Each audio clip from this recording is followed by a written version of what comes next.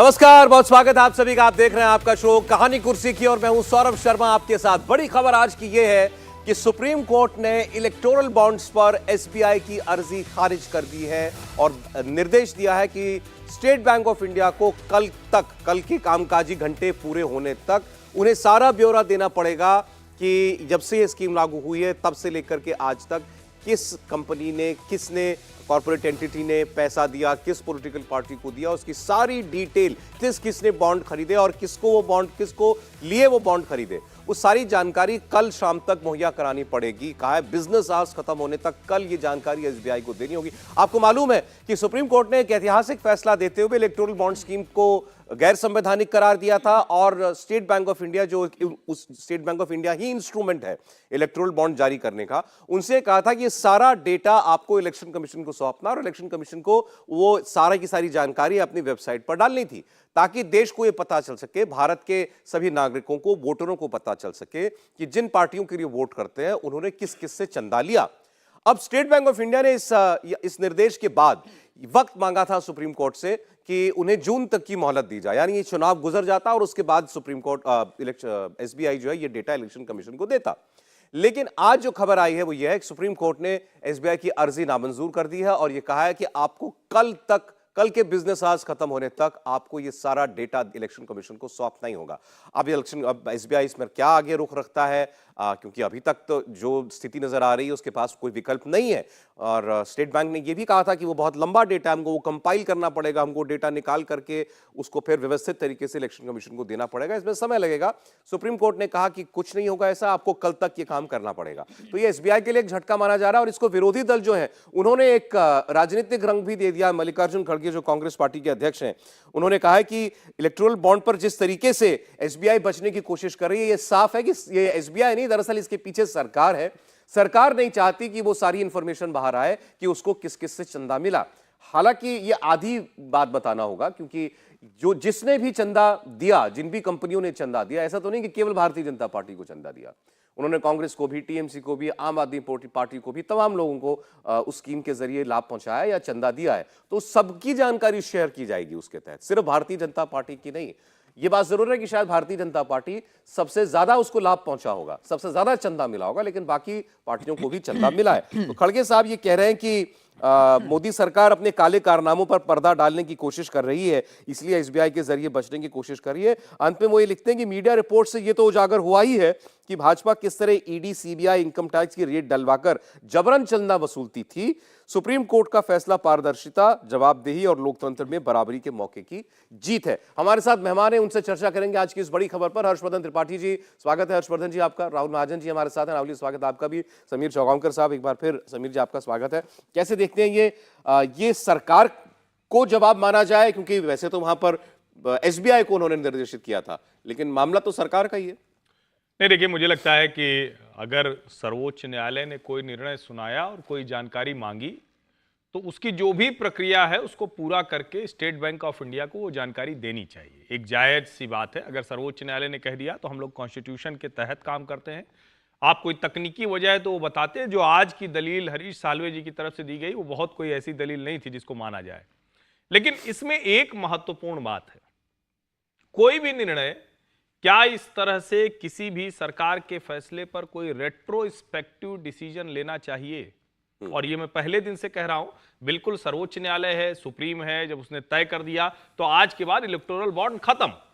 लेकिन जब electoral bond को इजाजत दी गई थी उस दौरान सर्वोच्च न्यायालय में ये मामला चल रहा था। या तो from the day one supreme court ने स्टे किया होता कि भाई आज से ही, चूंकि हमारे पास एक पिटीशन आ गई है, याचिका आ गई है, तो आप ये वाला सिस्टम खत्म कीजिए। आपने उसको चलने दिया। अब ढेर सारे लोग, आप चाहे उनको जो भी कहें, उनके ऊपर आरोप लगाएं कि शायद वो नीतियों के जरिए लाभ लेते थे, कुछ चंदा देकर अपनी नीतियां बदलवाते थे, जो भी आप कहें, लेकिन उन्होंने तो सरकार की जो स्टेटेड पॉलिसी थी कि ये एनोनिमिटी रहेगी, हम उसके तहत राजनीतिक दलों को चंदा दे रहे हैं जिससे हमको कोई दूसरा राजनीतिक दल परेशान नहीं कर सके, ये उसका एक गंभीर पक्ष है। अब उस गंभीर पक्ष को अगर सर्वोच्च न्यायालय ने खुद ही उसको अनदेखा किया या कहें कि जिसको अलग अलग दो, अपना किसकी निजता का अधिकार है या देश को जानने का अधिकार है, उसके ऊपर उन्होंने चुन लिया, तो अब स्टेट बैंक ऑफ इंडिया को वो जानकारी तो प्रोवाइड करानी ही चाहिए। और अच्छा ही होगा देश भी जाने कि कौन कौन सा उद्योगपति किसको किसको देता था। और ये कोई छिपी हुई बात तो है नहीं, जिसकी जितनी ताकत होगी उसके आधार पर ही उसको राजनीतिक दल को चंदा मिलता है। जो औद्योगिक घराने होते हैं वो उसी आधार पर उसको आगे बढ़ाते हैं। तो मुझे लगता है कि अब जहां ये जा रहा है शायद उस कंक्लूजन की तरफ बढ़ा है। स्टेट बैंक के समय नहीं लेता तो और बेहतर स्थिति होती। जी राहुल जी, कैसे देखेंगे इसको आप? देखिए, इसमें विपक्ष इसको सरकार के ऊपर तमाशा बता रहा है सुप्रीम कोर्ट। ये तो तब आएगा जब ये पता चलेगा किसने किसको चंदा दिया, और वो भी मैं उसको बड़ी बात नहीं मानता हूँ। देखिए, किसी ने किसी को चंदा दिया हो, वो उसकी अपनी निजी जो है वो तरीका है किसी की पार्टी को सपोर्ट करने का। और पहले ये होता था कि जो विभिन्न जो औद्योगिक घराने होते थे वो सीधा सीधा जाके चंदा दे देते थे, चेक से दे देते थे। टाटाज तो चेक से हमेशा देते रहे।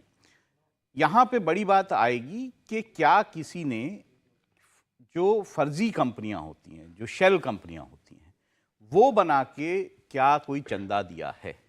देखिए, वो ज़्यादा बड़ी बात है। अगर इस तरह की कोई चीज़ आती है तब प्रॉब्लम जो है मुझे दिखाई देती है। अगर सीधा सीधा घराना चंदा देते हैं तो घराने तो सब कुछ चंदा देते हैं, जितने भी जो कॉर्पोरेट्स हैं वो चंदा देते ही हैं, तो उसमें कोई बड़ी बात नहीं है। और उसमें ये छिपाने वाली भी बात नहीं है। बहुत सारे कॉर्पोरेट्स, आप कह रहे हैं किसी ने अगर अपनी पहचान छिपाने के लिए अगर कोई डमी कंपनी बनाकर उसके जरिए पैसा देने की कोशिश की है, तो अगर कोई आपने जो है वो कंपनीज बनाई हैं और उसके जरिए बॉन्ड्स खरीदे हैं तब वो इशू है। अदरवाइज आप तो विभिन्न नेताओं के साथ हम देखते ही हैं ना, कॉर्पोरेट लीडर्स जो हैं वो विभिन्न फंक्शंस में जाते हैं तो पता तो चलता है कौन किस ओर खड़ा हुआ है। तो ये तो कोई बड़ी बात और नहीं। वो तो हर सरकार के साथ जाता है, हर सरकार के प्रोग्राम में जाते हैं। कांग्रेस की सरकार अब तेलंगाना में आ रही है, वहां भी जाते हैं। ये तो बाकायदा इलेक्टोरल रिफॉर्म में जो सजेस्टेड आइडियाज थे उनमें से एक था ना भाई। मैं कह रहा हूं कि आज हम लोग इसकी बात कर रहे हैं, और आज चूंकि सब कुछ अंबानी अडानी सूट बूट की सरकार, उस नैरेटिव पर सब कुछ जा रहा है। लेकिन अगर ध्यान से देखें तो ये इलेक्टोरल रिफॉर्म का सजेस्टेड एक स्टेप था। क्या अब दूसरा कोई स्टेप आ पाएगा? क्या उस तरफ हम बढ़ पाएंगे? त्रिपाठी जी, वो बहस तो हो गई, पुरानी हो गई। अब आज की बहस तो ये है कि क्या सरकार ये डेटा नहीं जारी करना चाहती, कुछ छुपाने के लिए है क्या, जैसा विपक्ष आरोप लगा रहा है? खड़गे साहब ने ये लिखा है कि खड़गे साहब ने लिखा है अब देश को ये नहीं पता, अब भी देश को ये पता नहीं चलेगा कि भाजपा ने के चुनिंदा पूंजीपति चंदाधारक किस किस ठेके के लिए मोदी सरकार को चंदा देते थे। उसके लिए माननीय सुप्रीम कोर्ट को उचित निर्देश देने चाहिए। नहीं, देखिए, कि आपने पैसा दिया और काम कराया। देखिए, ये गलत है। आप फिर कांग्रेस पे भी आरोप लग सकते हैं। जब कांग्रेस की सरकारें होती थी तो क्या अंबानी और बाकी सारे लोग देते नहीं थे चंदा? देते थे ना चंदा। तो आप क्या उस पर आरोप लगा देंगे कि अच्छा इसलिए चंदा देते थे कि उनके काम हो जाए? हाँ, लेकिन बता के देना पड़ता था, इसमें बताना नहीं पड़ता। कोई बात नहीं। नहीं, पहले कहाँ बता के देना पड़ता था? सब बता के थोड़े, पहले तो गड्डियां चली जाती थी, बोरे में चला जाता था, सूटकेस में चला जाता था। मुझे ये लगता है कि ये वो इशू नहीं है। ये इशू जो मैंने आपको बोला वो शायद इशू है। दूसरा जो हम बात कर रहे थे कि क्या ये इलेक्टोरल रिफॉर्म, जो सरकार की कोई भी सोच हो सकती है, उसने अपनी सोच के हिसाब से किया, तब भी इलेक्शन कमीशन जो है उसने ऑब्जेक्ट किया था कि इस तरह से नहीं करना चाहिए। तो लेकिन सरकार का अपना मत के फैसले पर हम कोई जजमेंट नहीं दे सकते या कोई मीडिया ट्रायल नहीं कर सकते हैं, लेकिन फिर भी आप सुप्रीम कोर्ट के जो डायरेक्टिव है उसको सही दिशा में देखते हैं या कुछ एसबीआई को थोड़ी मोहलत मिलनी चाहिए? मुझे लगता है ये तो बात मैं मानता हूं कि ये पता होना चाहिए कौन जो है किस पार्टी को क्या चंदा देता है। इससे देखिए, अगर हम ओपननेस की बात करते हैं, हम अगर ये बात करते हैं कि ट्रांसपेरेंसी होनी चाहिए और लोगों को ये तय करने के लिए जानकारी होनी चाहिए कि कौन किसको चंदा दे रहा है, कौन क्या कर रहा है, कौन सी पार्टी किन घरानों के साथ है, और उसके बाद लोग जो है तय करें कि उनको किस जो है पॉलिटिकल पार्टी को वोट देना है।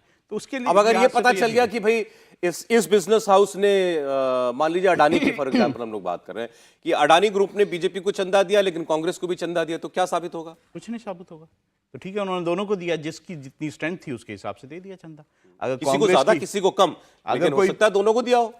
जी समीर जी, देखिए, कोई भी उद्योगपति घराना होगा, मैं तो कह रहा हूँ कि एक स्थानीय ठेकेदार से लेके बड़े उद्योग घराने सब पार्टी को चंदा देते हैं और अपनी क्षमता के हिसाब से देते हैं, और जिससे जितना राजनीतिक लाभ मिलने की संभावना होती है उससे उतना ज्यादा चंदा दिया जाता है। इसमें कोई दो राय नहीं। सरकार कोई भी हो, सरकार बदलेगी तो उद्योग घराने की निष्ठा भी उसके हिसाब से बदलती रहती है अपने व्यवसाय के लिए। मुझे ऐसा लग रहा है कि अगर जब सुप्रीम कोर्ट ने यह कह दिया था 15 फरवरी को कि भाई एसबीआई 8 मार्च तक इसको सार्वजनिक कर दे, डाटा को इलेक्शन कमीशन को दे दे, तो मुझे लगा कि 26 दिन थे एसबीआई के पास इस पूरे डाटा को कलेक्ट कर इलेक्शन कमीशन को देने तक।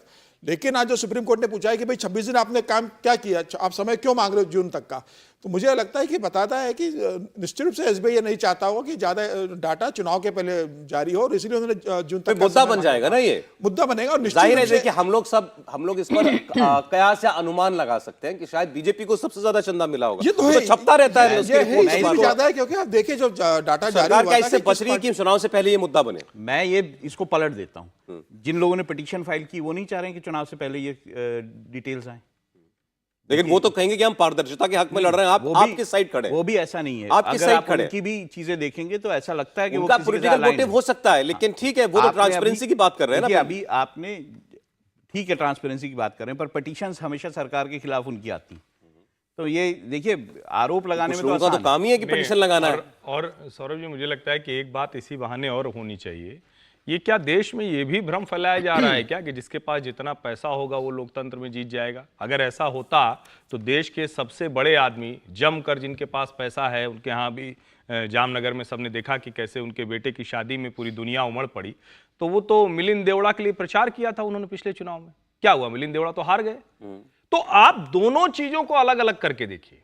आप अगर आरोप कहेंगे सर क्रोनी कैपिटलिज्म का लग ना रहा है। ना ना ना ना, आरोप वो लग रहा है कहा कि जा आप रहा है पैसा कि- देकर के ठेका लिया। हाँ, और इसके साथ कहा जाता है कि इससे डेमोक्रेसी कंप्रोमाइज हो रही है। ये आरोप दरअसल इतना भर नहीं है।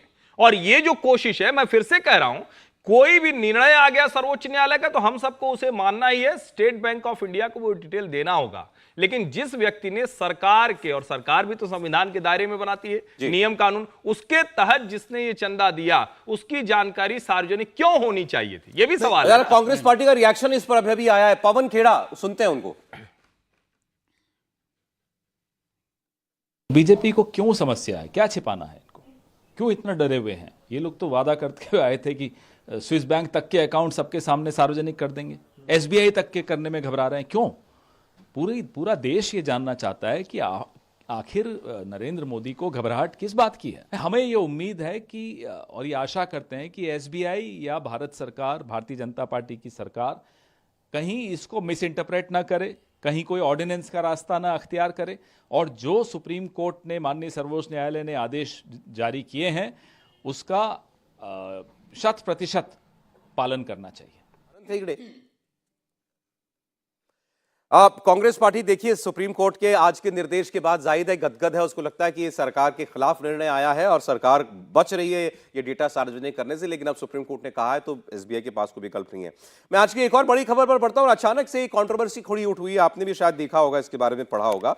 बीजेपी के एक साउथ इंडिया के, दक्षिण भारत के एक सांसद हैं, उन्होंने कुछ स्टेटमेंट दिया। उन्होंने कहा हम कोई 400 सीटें जो मोदी जी कह रहे हैं एनडीए को चाहिए इस बार और आएंगी, ये संविधान बदलने के लिए हमें चाहिए। मतलब हम अगर जीत करके 400 सीट लेकर के आएंगे, हमारे पास पार्लियामेंट के अंदर स्पेशल मेजॉरिटी होगी, हमारे पास विशेष बहुमत होगा, तो हम संविधान में संशोधन कर सकते हैं।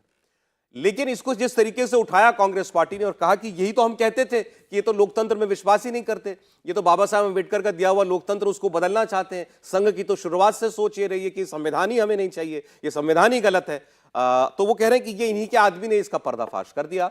हम भी यही कहते हैं कि ये लोग अगर जीत करके आएंगे तो देश में लोकतंत्र नहीं बचेगा जैसा लोकतंत्र हम जानते हैं और जिसमें हम जीवित हैं, बल्कि ये संविधान बदलेंगे। अब ये क्या करेंगे ये कोई नहीं बताता कि क्या कर लेंगे आकर के अगर ये जीत करके आ गए तो। 10 साल से तो सरकार में वो थे ही ना, अब अगर अगला टर्म भी मिलेगा तो उसमें ऐसा क्या कर लेंगे। लेकिन ये बार बार एक नैरेटिव बनाने की कोशिश है कि अगर तीसरी बार नरेंद्र मोदी प्रधानमंत्री बन गए तो देश में लोकतंत्र खत्म हो जाएगा। और अब हवाला दे दिया गया है उनके इसी सांसद का। तो पहले तो इस पर जो रिएक्शंस है वो मैं आपको दिखाना चाहता हूं। अनंत हेगड़े, इन्होंने ये बयान दिया था, जैसा मैंने आपको बताया कि संविधान बदलने के लिए मोदी को 400 सीट जीतना जरूरी है। ये सांसद हैं भारतीय जनता पार्टी के और अपने विवादों के लिए अक्सर जाने जाते रहे हैं। जैसे ही उन्होंने संविधान को लेकर यह स्टेटमेंट दिया, कांग्रेस पार्टी ने इसको मुद्दा बनाया। राहुल गांधी ने कहा कि यह बयान प्रधानमंत्री मोदी और संघ के छिपे मंसूबों का सार्वजनिक ऐलान है। कांग्रेस अध्यक्ष मल्लिकार्जुन खड़गे ने कहा कि अनंत हेगड़े के बयान ने देश में तानाशाही थोपने के मोदी और संघ के एजेंडे को बेनकाब कर दिया है। लेकिन बीजेपी ने आधिकारिक तौर पर तुरंत इस बयान से किनारा किया और कहा कि अनंत हेगड़े की निजी राय है, पार्टी का इस बयान से कोई संबंध नहीं है। साथ ही बीजेपी ने अनंत हेगड़े से उनके इस बयान पर सफाई भी मांगी है। अनंत हेगड़े ने कर्नाटक में चुनाव प्रचार के दौरान क्या बयान दिया और बीजेपी ने क्या सफाई दी, ये देख लीजिए आप पहले। ಮೋದಿ ಅವರು ಒಂದು ಮಾತನ್ನ ಹೇಳಿದರು, अब की बार 400 ಪಾಲನ, ಈ ಬಾರಿ 400ಕ್ಕೂ ಹೆಚ್ಚು ಸೀಟನ್ನು ಗೆಲ್ಲಬೇಕು ಅಂತ ಅವರು ಹೇಳಿದರು। ಯಾಕೆ? 400 ಯಾಕೆ? ನಮಗೆ ಲೋಕಸಭೆಯಲ್ಲಿ ಬಹುಮತ ಇದೆ, 2/3 ಮೆಜಾರಿಟಿ ಇದೆ. ರಾಜ್ಯಸಭೆಯಲ್ಲಿ ನಮಗೆ 2/3 ಮೆಜಾರಿಟಿ ಇದೆ, ಅಲ್ಪ ಬಹುಮತ ಇದೆ. ರಾಜ್ಯ ಸರ್ಕಾರಗಳಲ್ಲಿ ನಮಗೆ ಬೇಕಾಗಿರ್ತಕ್ಕಂಥ ಬಹುಮತ ಇಲ್ಲ. ಸಂವಿಧಾನವನ್ನ ತಿದ್ದುಪಡಿ ಮಾಡಬೇಕಾದ್ರೆ ಏನು ಮೂಲಭೂತವಾಗಿ ಸಂವಿಧಾನವನ್ನ ಸಂಪೂರ್ಣವಾಗಿ ತಿರುಚಿದ್ರು ಕಾಂಗ್ರೆಸ್ನವರು, ಅದರಲ್ಲಿ ಬ್ಯಾಡದೇ ಇರೋದನ್ನೆಲ್ಲ ತುರುಕಿದ್ರು, ವಿಶೇಷವಾಗಿ ಇಡೀ ಹಿಂದೂ ಸಮಾಜವನ್ನ ದಮನಿಸುವಂತಹ ರೀತಿಯಲ್ಲಿ ಕಾನೂನನ್ನು ತಂದಿಟ್ಟಿದ್ರು. ಇದೆಲ್ಲವೂ ಬದಲಾಗಬೇಕಾದ್ರೆ ಈ ಮೆಜಾರಿಟಿಯಲ್ಲಿ ಆಗುವುದಿಲ್ಲ. ಲೋಕಸಭೆಯಲ್ಲಿ ಕಾಂಗ್ರೆಸ್ ಇಲ್ಲ, ಲೋಕಸಭೆಯಲ್ಲಿ ಮೋದಿ ಅವರು 2/3 ಮೆಜಾರಿಟಿ ಬಂದ್ಬಿಟ್ಟಿದ್ದಾರೆ, ಮಾಡ್ಲಿ ಅಂತ ಬಿಟ್ರೆ ಮಾಡ್ಲಿಕ್ಕೆ ಆಗುದಿಲ್ಲ. ನಮಗೆ ಲೋಕಸಭೆಯಲ್ಲೂ ಮೆಜಾರಿಟಿ ಬೇಕಾಗುತ್ತೆ, ರಾಜ್ಯಸಭೆಯಲ್ಲಿಯೂ ಕೂಡ 2/3 ಮೆಜಾರಿಟಿ ಬೇಕಾಗುತ್ತೆ, ರಾಜ್ಯ ಸರ್ಕಾರಗಳಲ್ಲಿಯೂ 2/3 ಮೆಜಾರಿಟಿ ಬೇಕಾಗುತ್ತೆ. उनका एक बयान प्रसारित किया जा रहा है। बड़ी स्पष्टता से हम ये कहना चाहेंगे वे पार्टी का अधिकृत बयान नहीं है और पार्टी ने इस बयान का संज्ञान लेकर उनसे स्पष्टीकरण भी मांगा है। ये कहना भी अनिवार्य है कि भारतीय जनता पार्टी का हर निर्णय, हर फैसला राष्ट्र हित में होता है और संविधान के तहत लिया जाता है और इसीलिए मैं समझता हूं कि इसे दोहराना आवश्यक है कि जो भी वक्तव्य उनके द्वारा दिया गया है ये उनका अपना निजी वक्तव्य है। जिस मुद्दे पर, जिस बयान पर हंगामा है वो भी आपने देख लिया और जिस पार्टी पर आरोप है उसकी सफाई भी आपने देख ली। समीर जी, कैसे देख रहे हैं इसको आप पूरे मामले को? अनंत हेगड़े ने जो कहा वो तो कहा ही, वो तो कैमरे पर है, उससे तो इनकार नहीं किया जा सकता कि संविधान बदलने के लिए हमको 400 सीट चाहिए। देखिए अनंत हेगड़े का अगर आप इतिहास देखोगे तो उनका हमेशा इतिहास इस तरह है कि हमेशा राज्य सरकार जब कर्नाटक में भारतीय जनता पार्टी की थी तो उससे असहज करते रहे बयान देकर, केंद्र में जब भारतीय जनता पार्टी है तो उसे भी वो असहज करते रहे। मोदी सरकार में स्किल डेवलपमेंट मिनिस्टर रहे, बाद में अपने बयानों के चक्कर में उनको मंत्रिमंडल से बाहर करना पड़ा था प्रधानमंत्री मोदी को। और अब तो ये भी है कि ये तय है कि उत्तर कन्नड़ा से उनको टिकट नहीं मिलने वाला है, तो शायद हो सकता है वो ये चाहते हो कि वो ज्यादा भारतीय जनता पार्टी के कैडर के बनाना चाहते हो, न्यूज़ में भी आए, इसमें भी इस तरह के बयान देने की उन्होंने कोशिश की। उनका टिकट कटना तय इस बार। देखिए मुझे ऐसा लगता है कि अगर भारतीय जनता पार्टी को किसी भी तरह का संविधान में संशोधन करने की इच्छा होती तो भारतीय जनता पार्टी के पास 2014 के अंदर ही बहुमत था और 2019 में भी भारतीय जनता पार्टी को स्पष्ट बहुमत मिला था। और जहां भारतीय जनता पार्टी आर्टिकल 370 को लेकर जिस तरीके से भारतीय जनता पार्टी ने अपने बहुमत का राज्यसभा में और लोकसभा में इस्तेमाल किया, भले ही राज्यसभा में बहुमत नहीं था, उसके बाद भी जो सहयोग मिला, उसके बाद भारतीय जनता पार्टी ने जो देश के हित में निर्णय लेने थे वो लिए। मुझे लग रहा है लेकिन मोदी जी ने भी कहा है कि हम इस अब तीसरी बार चुनकर के आएंगे तो बहुत बड़े फैसले करेंगे, बड़े फैसले लेंगे, ऐतिहासिक फैसलों के लिए वो कार्यकाल होगा। बड़े फैसले कई हो सकते हैं ना। ये प्रधानमंत्री मोदी जब आएंगे तो बताएंगे कि उनके दिमाग में क्या था, कौन से बड़े देश इसमें फैसले लेने वाले हैं। और जो प्रधानमंत्री मोदी 2014 से लेकर 2024 तक फैसले लेते आ रहे हैं वो बताता है कि उनके फैसलों की सीरीज आगे किस दिशा की ओर जाने वाली है। अनंत कुमार हेगड़े का बयान मुझे लगता है भारतीय जनता पार्टी की विचारधारा से और भारतीय जनता पार्टी और प्रधानमंत्री मोदी जिस तरीके से शासन कर रहे हैं उससे कहीं मेल नहीं खाता और शायद यही कारण रहा है कि भारतीय जनता पार्टी ने स्पष्टीकरण मांगा है और स्पष्ट इस बयान से अपने आप को किनारे कर वो क्या सफाई देते हैं। राहुल गांधी ने लिखा है कि ये तो नरेंद्र मोदी और उनके संघ परिवार के छिपे मंसूबों का सार्वजनिक ऐलान है। मोदी और भाजपा का अंतिम लक्ष्य बाबा साहेब के संविधान को खत्म करना है। न्याय, बराबरी, नागरिक अधिकार और लोकतंत्र से इन लोगों को नफरत है। समाज को बांटना है, मीडिया को गुलाम बनाना है और अभिव्यक्ति की आजादी पर पहरा लगाना है। देखिए, बड़ा हास्यास्पद होता है जब चर्चा एकदम से किसी एक नेता के बयान पे, और अनंत हेगड़े निश्चित तौर पर आजकल पार्टी में थोड़ा साइडलाइन है, लेकिन एक बात मैं जरूर कहूँगा, बहुत कद्दावर नेता हैं, अपनी ताकत पर सांसद बनने की क्षमता रखते हैं। बहुत बड़ा उनका जिसको कहते हैं ना कि सोशल वर्क चलता है, 50,000 से अधिक लोग उनसे निजी तौर पर जुड़े हुए हैं, उनकी बहुत बड़ी ताकत है। लेकिन जो उन्होंने कहा, जिस बयान पर इतना हंगामा हुआ और भारतीय जनता पार्टी थोड़ा बैक फुट पर चलेगी, अरे भाई पहला संशोधन कब हुआ? देश के प्रथम प्रधानमंत्री पंडित जवाहरलाल नेहरू ने अभिव्यक्ति की स्वतंत्रता पर पहले आर्टिकल 1 जो संशोधन हुआ वो कहां से हुआ बताइए? फर्स्ट अमेंडमेंट कहां आया? फर्स्ट अमेंडमेंट के बाद इस देश में तानाशाही किसके जरिए आई? इंदिरा गांधी। इस देश में अब तक 100 से ज्यादा बार संविधान का संशोधन हो गया, तो संशोधन होगा ही ना भाई। 106 बार हो चुका है। 106 बार हो चुका है।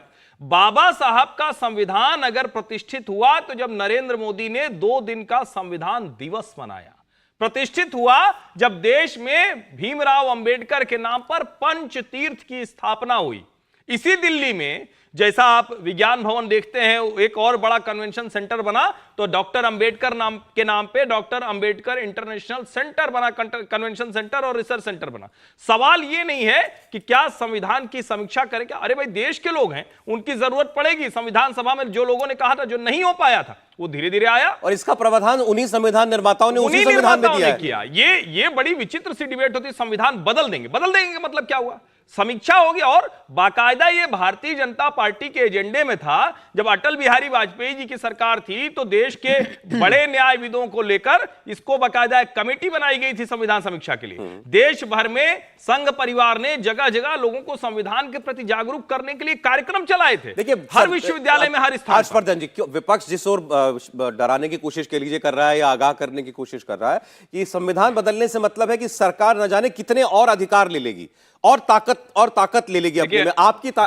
आपके लिए जो सेफगार्ड छोड़े गए संविधान में, हमारी सारी तंत्र के अंदर, वो हटा दिए जाएंगे और सरकार जो है तानाशाही पर उतर आएगी। देखिए, पहली बात तो ये, किसी सरकार की ये हैसियत नहीं कि वो भारत में तानाशाही ला दे। एक इंदिरा गांधी को गलतफहमी हुई थी गलतफहमी उनको, और उसके बाद कांग्रेस का जो क्षरण हुआ, जो खत्म हुई कांग्रेस, तो आज तक जिंदा नहीं हो पाई। वो 414 इंदिरा जी की मृत्यु, या जिस तरीके के इलेक्टोरल सिस्टम में हम हैं वो बदल दिया जाएगा, जिस तरीके से हम अपनी सरकार चुनते हैं वो प्रक्रिया बदल देंगे। शायद कितनी बदल देंगे आप? क्या राज्यों में भी सब जो है फेडरलिज्म खत्म कर देंगे?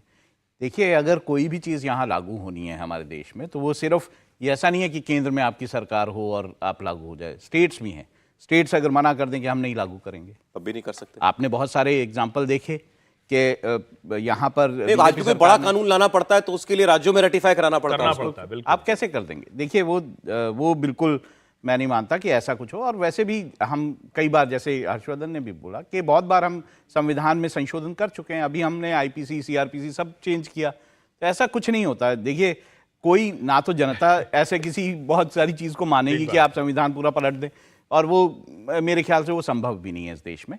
तो ये खतरे कि भाई हो जाएगा। और हेगड़े जो है, वो जिस तरह का उन्होंने बयान दिया है वो थोड़ा सा डिफरेंट है। वो ऐसा नहीं कि पूरा संविधान बदलने की बात है, वो सेक्युलरिज्म को लेकर है कि सेक्युलरिज्म जो है चेंज करके हिंदू जो है, हिंदुओं को प्रोटेक्शन दी जाए वगैरह वगैरह, उनका उस तरह का। जो इंदिरा गांधी जी ने शब्द जोड़े थे उसमें सेक्युलर और चर्चा तो बार बार होती है ना भाई, कि हमारे जो संविधान सभा के संविधान निर्माता थे उन्होंने तो नहीं डाला था, आपने क्यों सेक्युलर और सोशलिस्ट डाल दिया? क्या जो कैपिटलिस्ट होगा या जो न्यूट्रलिस्ट होगा या कोई और सोचता, उसके लिए कुछ नहीं? तो गलत तो यही है। और अब एक ब्रेक हमको लेना पड़ेगा कहानी कुर्सी की। मैं आपको बता दूं, प्रधानमंत्री नरेंद्र मोदी आज हरियाणा में है।